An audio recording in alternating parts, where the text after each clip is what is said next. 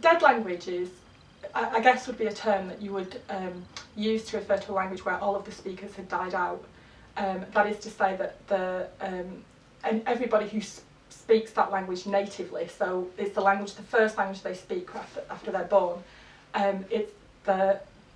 they no longer use that language actively, or the speaker themselves, the population of speakers themselves have died out.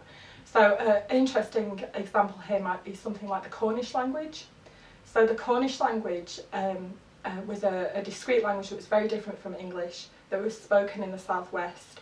The last speaker died out in, the last native speaker, so the person who spoke it as their first language from birth, the last native speaker died out in the 1700s. And although some people carried on having some competence in the language, so they could understand aspects of it, it wasn't a language that was used principally in their interactions after that day.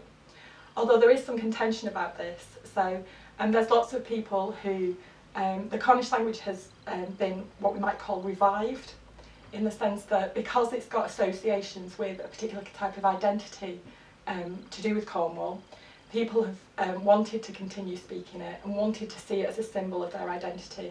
So there have been schemes to reintroduce it into schools, to make sure it's taught as a kind of foreign language in the way that French might be taught in other places in England.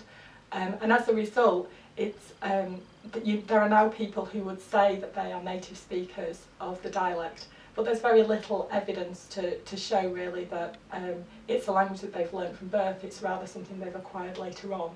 So some people would say that Cornish is a dead language, some people would say it was a revived language, and other people would say it's alive and well.